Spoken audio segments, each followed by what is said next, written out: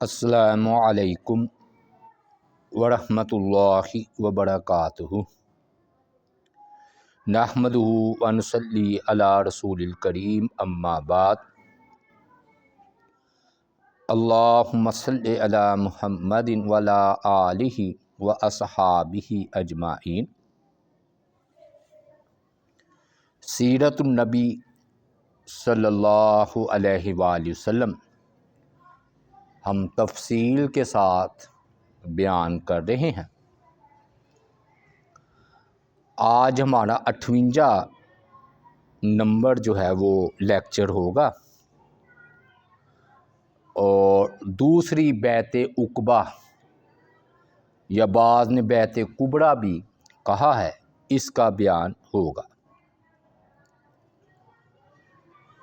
ہوا یہ کہ نبوت کے 13ویں سال، یعنی کہ سمجھ لیں آخری سال، مکہ کے جو ہے نا دور کا آخری سال ہے، 13واں سال۔ موسم حج میں نا مدینہ کے جو اس وقت یثرب کہلاتا تھا، 70 سے زیادہ مسلمان حج کے لیے مکہ تشریف لائے، لیکن مصعب بن عمیر کی کوششوں سے، تبلیغ سے 70 جو ہے نا مسلمان آئے، اور ان کے ساتھ نا ان کی قوم کے مشرک بھی تھے۔ یہ کیوں انہوں نے کیا؟ تاکہ پردہ رہے نا، کہ مشرک بھی مسلمان بھی۔ یہ لوگ ابھی یثرب یا مکے کے راستے ہی میں تھے، یہ 70 افراد مسلمان آپس میں ایک دوسرے کو کہنے لگے، آخر کب تک ہم رسول اللہ صلی اللہ علیہ وآلہ وسلم کو اور آپ کے صحابہ کو یوں ہی مکہ میں پریشان ہوتے، ٹھوکریں کھاتے، تانے سنتے، اور یہ تکالیف آپ کی کب تک دیکھتے رہیں گے؟ بہت ہو چکی۔ اب ہم اپنے محبوب صلی اللہ علیہ وآلہ وسلم کو مکہ میں نہیں رہنے دیں گے، بلکہ ان اپنے ساتھ مدینہ لائیں گے۔ جو ہی یہ مسلمان مکہ پہنچے، لوگ حج میں مصروف تھے، انہوں نے چپ کے نہایت رازداری سے رسول اللہ صلی اللہ علیہ وآلہ وسلم سے رابطہ کیا، اور آپ صلی اللہ علیہ وآلہ وسلم سے خفیہ جو ہے مذاکرات کیے۔ ملاقات کا جو وقت ہے اور جگہ 12 ذو الحجہ مینا میں جمرہ اولا کے پاس جمع ہوئے، جسے آج کا بڑا شیطان ہی کہا جاتا، وہ جگہ۔ اور یہ رات کی تاریکی میں بڑے خفیہ طریقے سے، رازداری کے ساتھ، خاموشی کے ساتھ ہوا۔ کعب بن مالک ہے نا رضی اللہ تعالی عنہ، یہ اس میں شریک تھے بیعت عقبہ میں۔ وہ بیان کرتے ہیں کہ ہم حج کے لیے نکلے، اور رسول اللہ صلی اللہ علیہ وآلہ وسلم سے ایام تشریق کے درمیانی، یعنی کہ 12 ذو الحجہ کے روز جو ہے نا وہ ملاقات طے پائی۔ بالآخر وہ رات آ گئی جس رات آپ سے ملاقات کا جو ہے نا وہ وقت مقرر تھا۔ ہمارے ساتھ ایک معزز سردار عبداللہ بن حرام بھی تھے، ابھی وہ کافر ہی تھے، نعمت اسلام سے محروم تھے۔ ہم نے انہیں بھی اپنے ساتھ لے لیا، ورنہ ہمارا معمول یہ تھا کہ ہم اپنی اپنی قوم کے مشرکین سے بھی اپنا معاملہ جو ہے وہ خفیہ ہی رکھتے تھے، مگر ہم نے عبداللہ بن حرام سے یہ بات چیت کی، انہیں اعتماد میں لیا اور کہا اے ابو جابر آپ ہمارے بہت معزز اور شریف سربراہ ہیں، ہم آپ کو اس شرک والی حالت سے نکالنا چاہتے ہیں تاکہ آپ جہنم کا ایندھن نہ بنے۔ ہم نے انہیں اسلام کی دعوت پیش کی اور بتایا کہ آج رات ہم نے مینا کی گھاٹی میں رسول اللہ صلی اللہ علیہ وآلہ وسلم سے ملاقات کا وقت مقرر کیا ہے۔ انہوں نے اسلام قبول کر لیا اور ہمارے ساتھ مینا کی گھاٹی تشریف لے گئے۔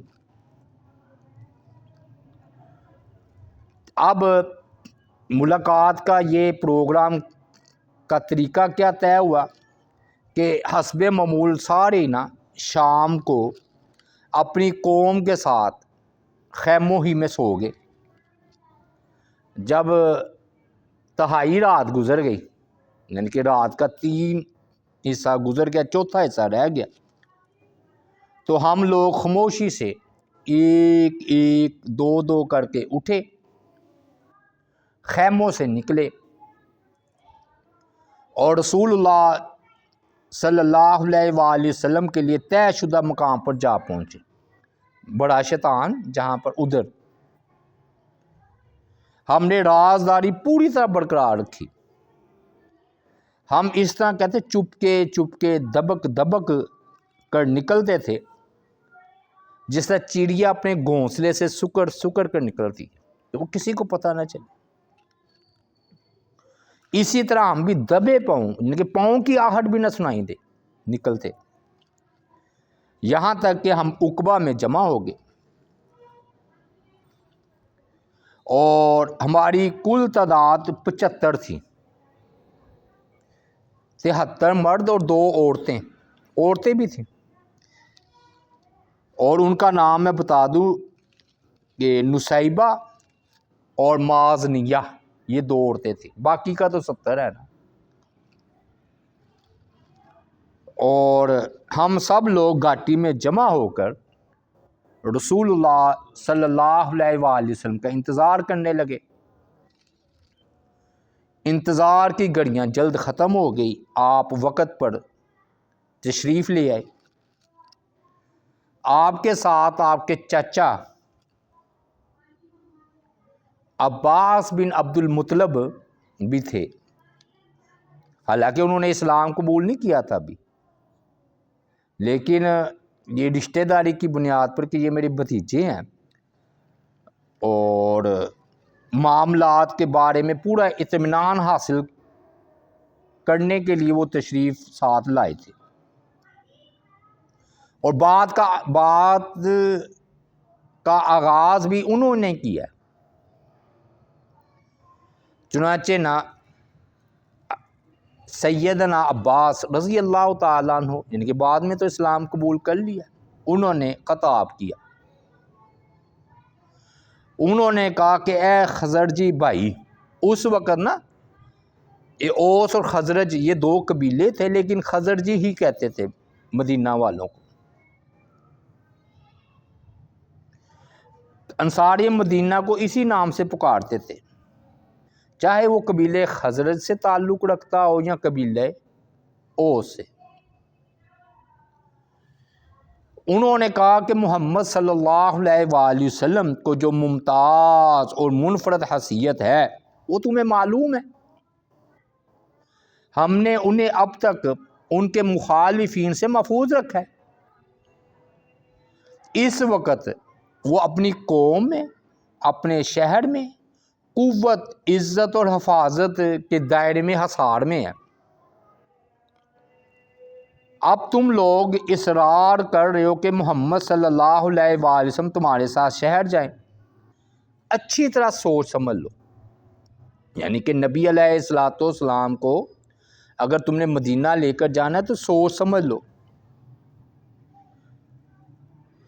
اور اگر تم سمجھتے ہو کہ تم اپنا وعدہ پورا کر سکو گے اور ان کو دشمنوں سے محفوظ رکھ سکو گے تو بڑی خوشی سے یہ ذمہ داری جو ہے اٹھاؤ۔ لیکن اگر تمہیں یہ ڈر ہو کہ تم انہیں اپنے پاس لے جانے کے بعد ان کا ساتھ چھوڑ بیٹھو گے اور کنارہ کش ہو جاؤ گے تو پھر انہیں یہی رہنے دو، یہ اپنی قوم اور اپنے شہر میں عزت اور حفاظت سے رہ رہے ہیں۔ مطلب خوب سوچ لو، کیونکہ اس میں یہ شک یہ تھی جو ابھی بیعت کا ہم بتائیں گے کہ تم نبی علیہ السلام کی اس طرح حفاظت کرو گے جس طرح تم اپنے بچوں کی حفاظت کرتے۔ اب برا بن معرور رضی اللہ تعالی عنہ جو کہ انصار میں سے تھے، انہوں نے آگے بڑھ کر نبی علیہ السلام کا ہاتھ مبارک تھام لیا،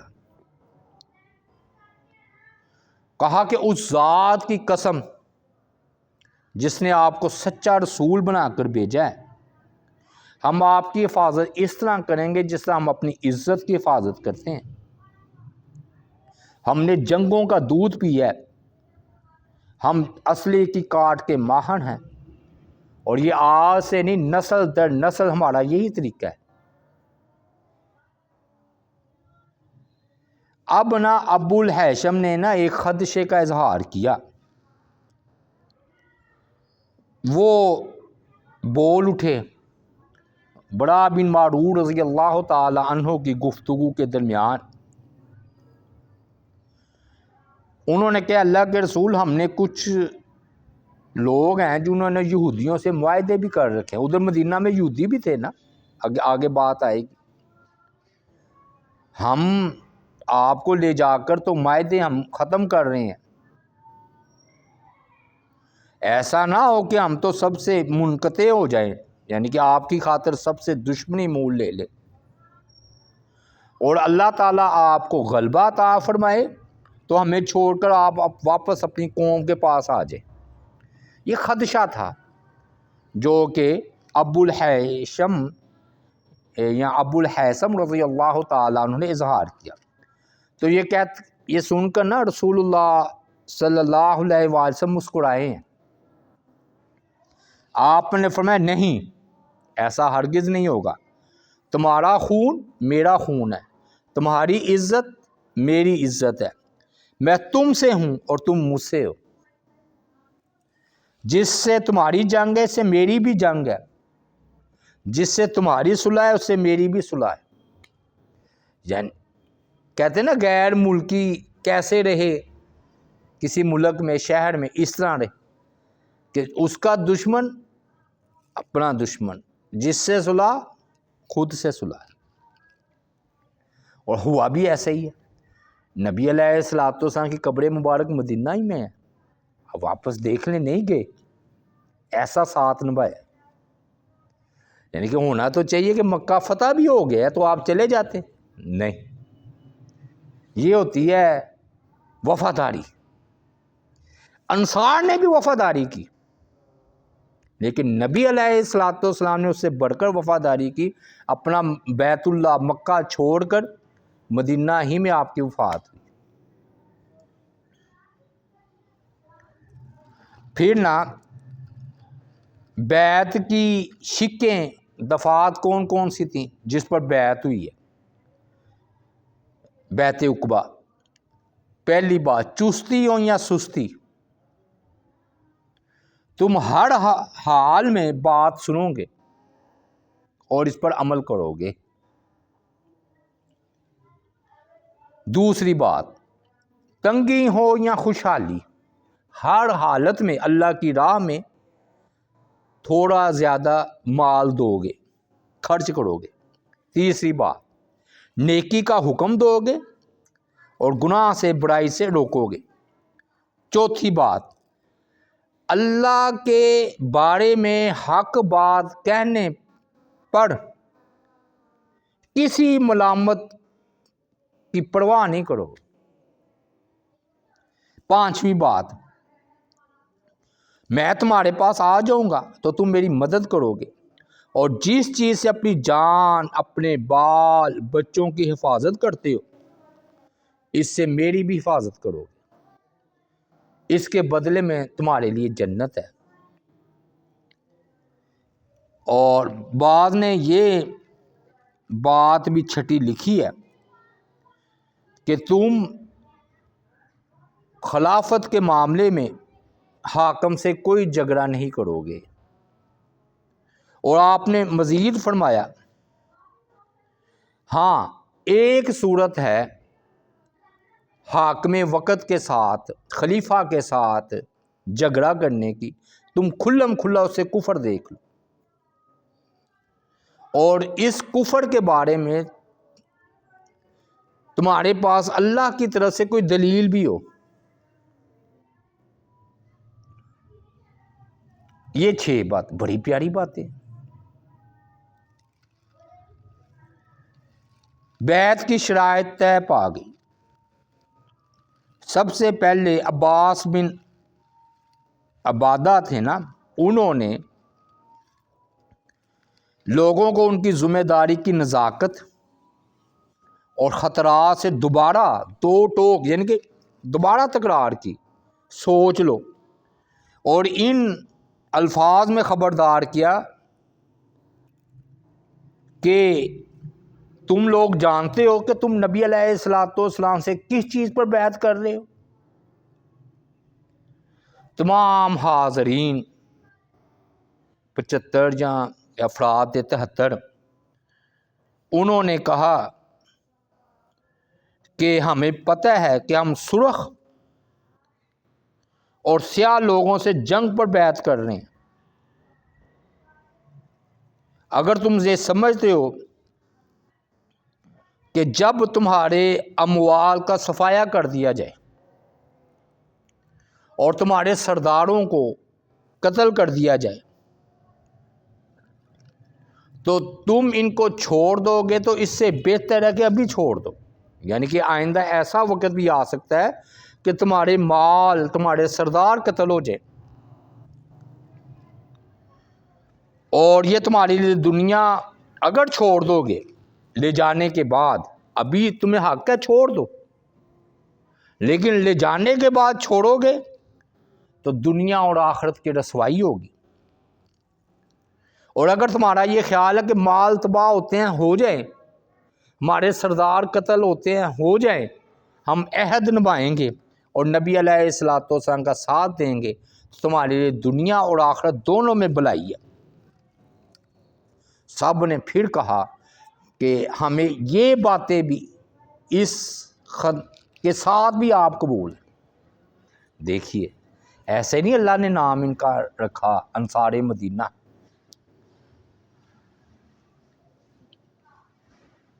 انہوں نے کہا کہ اللہ کے رسول، اگر ہم تمام آپ کی یہ بیعت والی شرائط پورا کریں گے تو ہمیں ملے گا کیا؟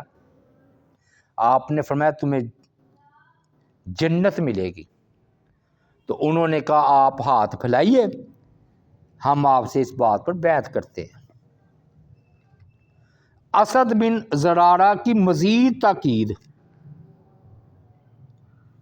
انہوں نے کہا کہ آپ اللہ کے رسول ہیں، آپ کو لے جانے کا مطلب پتہ کیا ہے؟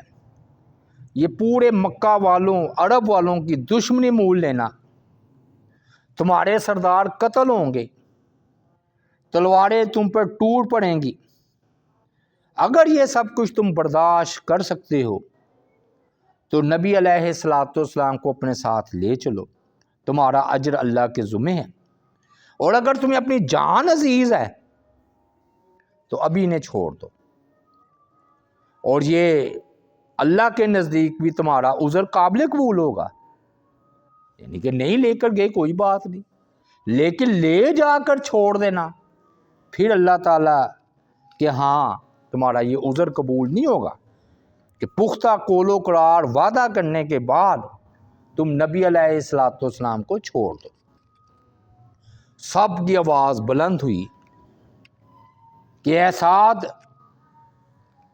راستے سے ہٹ جائیے، ہم یہ بیعت ہر قیمت پر کریں گے۔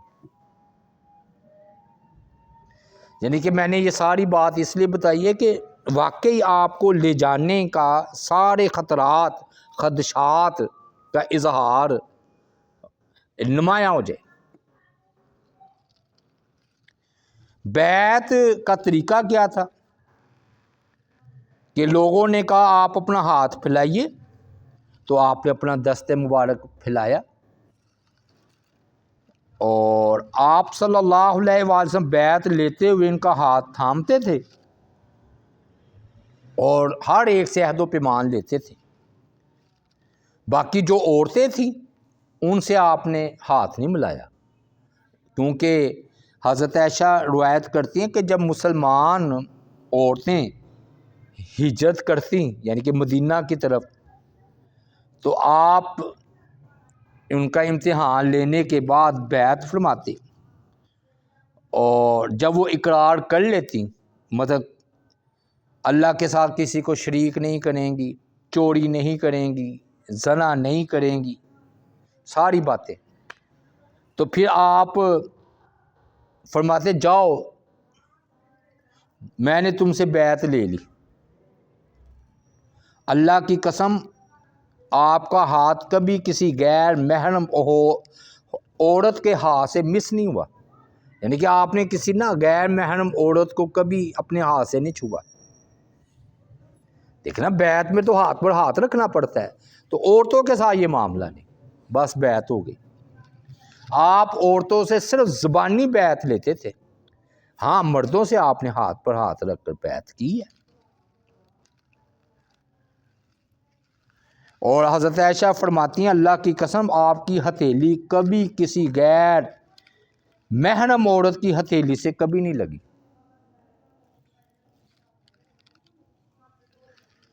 تو آپ زبانی جو ہے نا عورتوں سے بیعت لیتے تھے۔ ہمارے ہاں ابھی وہ ڈاکٹر ذاکر نائک نہیں آئے، چلو موقع کی مناسبت سے بات کر، انہوں نے یہی کہا تھا نا کہ بھی وہ آگے ہاتھ آپ پتہ ملاتے ہیں، عورتیں چاہے بچی ہیں یا بڑی ہیں، ان کے 14-15 سال کی ہیں، تو یہ تقویٰ تھا، کون سی اتنی قیام نہیں کیا تو کوئی مسئلہ نہیں۔ اب یہ بیعت عقبہ کی فضیلت بہت زیادہ ہے، آپ اس کا اندازہ لگا لیے کہ کعب بن مالک چونکہ وہ اس میں شریک تھے نا بیعت عقبہ میں، یہ وہی صحابی ہیں توبہ والے، وہ فرماتے ہیں کہ عقبہ کی رات میں نبی کریم صلی اللہ علیہ وآلہ وسلم کی خدمت میں حاضر ہوا، اس وقت ہم نے اسلام پر قائم رہنے کا پکا عہد کیا۔ میرے نزدیک یہ وہ اپنا عقیدہ بیان کرنے ہیں کہ بیعت عقبہ کی لڑائی میں میرے نزدیک لیلۃ العقبہ کی بیعت بدر کی لڑائی یا بدر کی لڑائی میں حاضری سے بھی زیادہ پسندیدہ ہے، یہ ان کا ذاتی خیال تھا، ویسے بدر والے زیادہ افضل ہیں، لیکن یہ کہتے ہیں کہ لوگ یہ سمجھتے ہیں کہ بدری صحابی بڑے افضل ہیں، میں کہتا ہوں بیعت عقبہ والے افضل ہیں۔ تو بات 19-20 ہی کی ہے، یعنی کہ بدری صحابی اگر بہت افضل ہے نا، تو یہ مدینہ میں ہجرت کی بنیاد بنی تھی بیعت عقبہ، یہ آگے شروع ہو جائے گا نا ہجرت کا مدینہ کا حال، تو یہ یعنی کہ اگر بدر کا غزوہ بہت افضل ہے تو بیعت عقبہ کی فضیلت و اہمیت و فضیلت یہ ہے کہ اسلام کے پھیلنے کا یہ سبب بنی ہے بیعت عقبہ۔ 3 بار میں نے بتایا نا، ہوئی ہے 6 بار 12 اور یہ تیسرا سال 75 یا 73 افراد لگا لیں۔ اب سوال یہ ہے کہ سب سے پہلے بیعت کس نے کی؟ تو بحثوں سے ہٹ کر یہ بات حقیقت ہے کہ اسد بن زرارہ جو تھے نا رضی اللہ تعالی عنہ، انہوں نے سب سے پہلے بیعت کی ہے، پھر برا بن معرور اور اس کے بعد اسید بن حضیر نے۔ اور یہ میں نے بتایا نا کہ چونکہ یہ بڑی عزت کی بات تھی تو وہ پھر آپس میں کہتے تھے کس نے یہ کام پہلے کیا۔ افضل کام اتنی اہمیت والا، تو وہ پھر ذرا تھوڑا سا ہوا نا میں نے پہلے کیا، تو ہوا یہ ہے کہ کوئی پہلے بول رہا تھا تو اسد بن زرارہ نے کی، اس کے بعد ہم کہہ سکتے ہیں کہ چلو یہ دوسرے جو صحابی ہیں بڑا بن معرور اور اس کے بعد سعید بن حذیفہ اور اس کے بعد سلسلہ چل نکلا، یہ مسئلہ تھا۔ اب ایک اہم بات، کعبہ کی طرح رخ کر کے نماز پڑھنے والے اولین فرد، آپ کہیں گے کہ اس موقع پر یہ گفتگو کیوں آئی، ابھی آپ کو پتہ چل جائے گا۔ یہ نا کعب بن مالک کی بیان کرتے ہیں کہ جب ہم بیت عقبہ کے لیے یا نہیں حج اپنی قوم کے مشرکین کے ساتھ حج کے لیے نکلے تو ہمارے ساتھ نا یہ بڑا بن معرور جنہوں نے دوسری یعنی کہ بیت عقبہ کی ہے، دوسرا شرف پہلے تھے وہ جو بڑا ہے اسد بن زرارہ اور دوسرے یہ بھی ہمارے ساتھ تھے۔ تو ہم نا مدینہ سے مکہ آ رہے تھے، ابھی نبی علیہ السلام نے ہجرت نہیں کی تھی، تو حضرت بڑا رضی اللہ تعالیٰ نے لوگوں سے کہا میری رائے ہے، مجھے نہیں پتا کہ آپ اتفاق کریں یا نہ کریں، میں تو جی بیت اللہ کی طرف رخ کر کے نماز پڑھوں گا۔ انہوں نے دوسرے صحابہ نے کہا کہ نبی علیہ السلام مکہ میں رہ کر بیت المقدس کی طرف رخ کر کے نماز پڑھتے ہیں، قبلہ ہے ہمارا، اب تو ہمیں بیت المقدس کی طرف منہ کر کے نماز پڑھنی چاہیے۔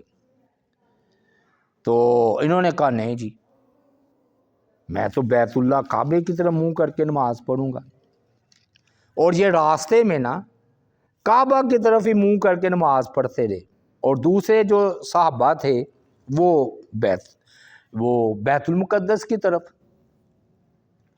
اب انہوں نے نا بڑا رضی اللہ تعالی عنہ کو اس پر عیب بھی لگایا، ملزم بھی ٹھہرایا کہ تمہیں پتہ ہے کہ بیت المقدس قبلہ ہے تو تم بیت اللہ کی طرف رخ کر کے نماز پڑھ رہے۔ اب آتے آتے نا ان کے دل میں بھی نا شکوک و شبہات پیدا ہو گئے، عمل تو انہوں نے کیا بیت اللہ کی طرف نماز پڑھنے کا، فرماتے ہیں کہ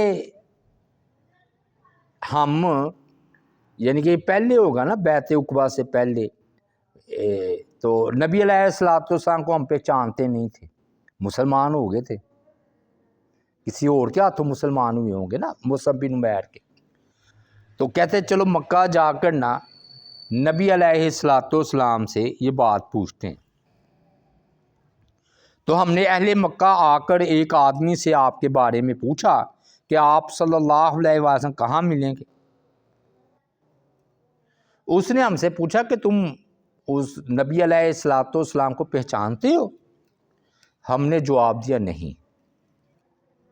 وہ بولے کہ ان کے جو چچا ہیں عباس بن عبد المطلب ان کو پہچانتے ہو؟ ہم نے کہا ہاں۔ اس نے کہا پھر وہ بیت اللہ چلے جاؤ، ادھر ہی وہ تشریف فرما ہوں گے، عباس بن مطلب کے پاس ہی بیٹھے ہوں گے۔ چنانچہ یہ گئے ہیں تو آپ نبی علیہ السلام اپنے چچا عباس کے پاس ہی بیٹھے ہوئے تھے، ہم نے سلام کیا اور آپ کے پاس بیٹھ گئے۔ تو آپ صلی اللہ علیہ وآلہ وسلم نے سیدنا عباس سے پوچھا کیا تم ان دونوں کو جانتے ہو؟ تو انہوں نے کہا جی ہاں، یہ اپنی قوم کے سردار ہیں بڑا، اور یہ کعب بن مالک ہے۔ کعب کہتے ہیں اللہ کی قسم میں اللہ کے رسول کی بات کبھی نہیں بھولتا۔ آپ نے فرمایا الشاعر، کیا تم شاعر ہو؟ تو عباس نے کہا ہاں یہ وہی کعب بن مالک ہیں جو شاعر ہیں، شعر و شاعری بیان ہوتی تھی نا مکہ میں، مدینہ میں بھی اہل عرب۔ اس کے بعد نا یہ بڑا رضی اللہ تعالیٰ نے عرض کیا کہ ہم تو راستے میں یہ کرتا رہا ہوں، میں نے بیت اللہ کی طرف رخ کر کے نماز پڑھی ہے، انہوں نے بیت المقدس کی طرف رخ کر کے نماز پڑھی، تو ہم آپ سے اس کا مسئلہ یا حل پوچھنے آئے۔ تو رسول اللہ صلی اللہ علیہ وآلہ وسلم نے فرمایا کہ آپ جس قبلے پر تھے یعنی کہ بیت المقدس، کاش اسی پر قائم رہتے، مطلب میں تو بیت المقدس ہی کی طرف رخ کر کے نماز پڑھ رہا ہوں مکہ میں بھی، اور لیکن ہوا کیا، اس سے نا بڑا رضی اللہ تعالی عنہ فخریہ فرمایا کرتے تھے کہ بیت اللہ بعد میں قبلہ بنا، میں نے اس وقت ادھر نماز پڑھی ہے جب کوئی بھی نہیں نماز پڑھتا، یعنی کہ ہوا ہم بیت اللہ کی طرف رخ کر کے نماز پڑھتے ہیں نا، تو سوال اٹھا نا کہ اولین جس نے سب سے پہلے بیت اللہ کی طرف رخ کر کے نماز پڑھی وہ کون ہے؟ وہ بڑا رضی اللہ تعالیٰ عنہ ہے، چاہے ان کی اجتہادی خطا تھی، میں بات سمجھا پا رہا ہوں کہ یعنی کہ اس وقت واقعی بیت اللہ قبلہ نہیں بنا تھا، وہ تو مدینہ جا کر 16 مہینے بعد یہ معاملہ آئے گا تو بیان ہوگا، لیکن اگر آپ سے کوئی پوچھے کس نے کس مسلمان نے سب سے پہلے بیت اللہ کی طرف منہ کر کے نماز پڑھی ہے تو وہ بڑا بن معرور رضی اللہ تعالی عنہ ہے۔ اس کے بعد آپ صلی اللہ علیہ وآلہ وسلم نے نا ان کے جو ہے نا 75 یا مدینہ کے 12 نگران مقرر کیے، جسے نقیب کہتے ہیں، کیونکہ یہ نگران مقرر کرنا، منتظم بنانا یہ سنت ہے۔ حضرت موسیٰ علیہ السلام جب گئے ہیں کوہ طور پر تو ہارون علیہ السلام کو پیچھے چھوڑ کر گئے ہیں نا، تو پھر اس وقت 12 جو ہے نا نقیب، ہم نام نہیں لیتے بات لمبی ہو جائے گی، تو 12 آپ نے ان مدینہ والوں پر سردار مقرر کیا، نگران، امیر، منتظم۔ تو بس آج ادھر ہی پر بات مکمل کر میں حل ہو گیا آدھا جو معاملہ، تو اللہ تعالیٰ سے دعا ادھر سے انشاءاللہ ہم کل آگے چلیں گے۔ اللہ تعالیٰ سے دعا ہے اللہ تعالیٰ کی ذات پاک عمل کرنے کی توفیق عطا فرمائے۔ وما علینا الا البلاغ المبین۔